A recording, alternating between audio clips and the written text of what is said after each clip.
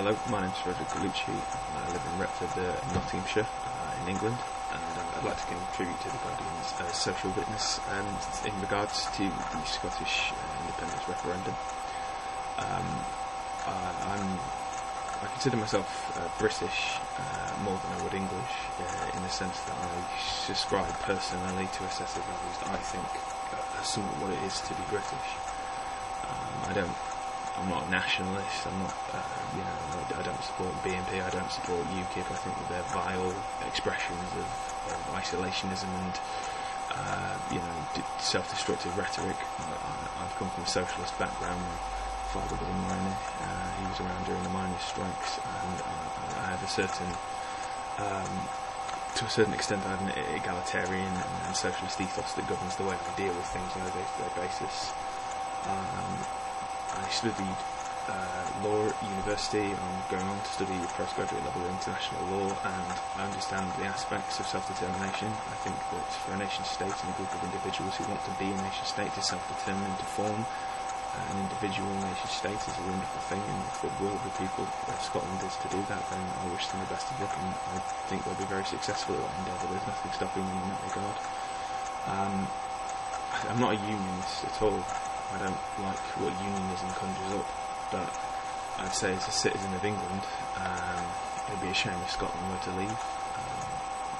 We've had this political and to a certain extent social union for 307 years. Think of the National Health Service, National Minimum Wage, all these great sort of social institutions have been built together. We've suffered together, we've fought together, we've laughed together. And I'm sure we'll continue to do that post-independence if Scotland chooses to take that route. And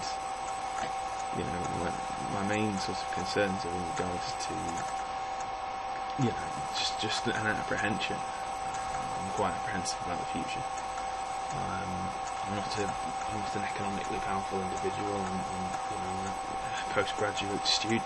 I don't have a lot of economic clout, and I worry about economics, I worry about finance, I worry about tax revenue, because I'm just concerned of the repercussions either way, and I'm afraid of uncertainty. I'm afraid that maybe that makes me a coward to a certain extent, but I just worry that either way there'll be a certain amount of uncertainty and also a lot of division, not only in Scotland itself, where it seems to be 50-50, but also in the rest of the United Kingdom. My worry is people will be quite bitter and angry.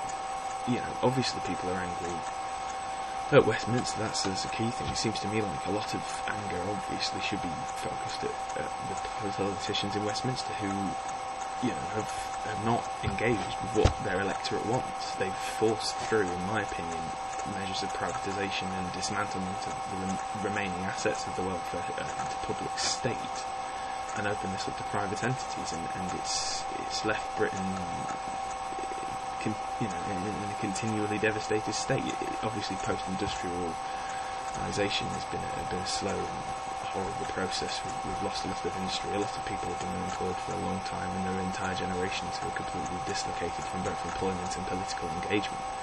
The wonderful thing about the referendum in Scotland, and this is what I can say is the most fantastic aspect about it, is people were politically engaged, and that's beautiful. And whatever the result, hopefully change will come for the better.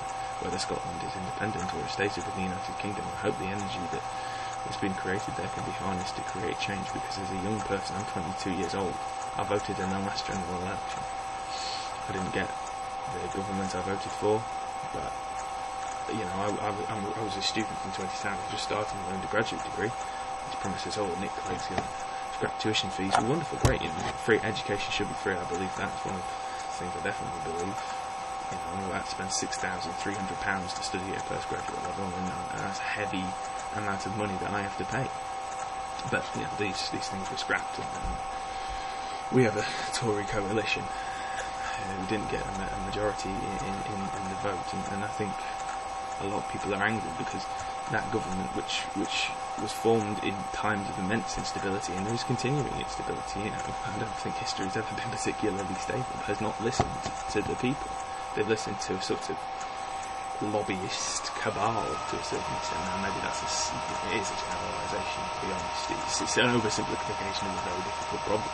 The Tories come from a very Thatcherite base, as did, you can argue, New Labour to a certain extent. But I think a lot of people in the United Kingdom are hungry for something that, if not is socialism, at least looks a bit more like socialism. You know, people in the United Kingdom want the NHS, they want good public services, healthcare. They don't want nuclear missiles. You know, they're pointless. They're never going to be used, and if they are, everything dies. If a nuclear missile is fired, we're all going to, perish. So people don't want Trident. People want jobs and healthcare and sharing things and growing together and building something. Now, whether Scotland is independent or stays by the UK, that's by the by. People genuinely want change, and they want their governments to work for them.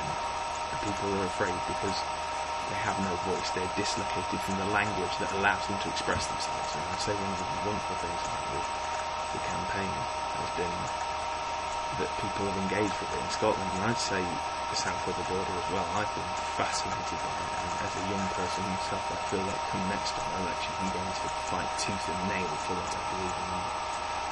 I'd just like to end my statement there with saying, Scotland owes independence. With the best of luck to you.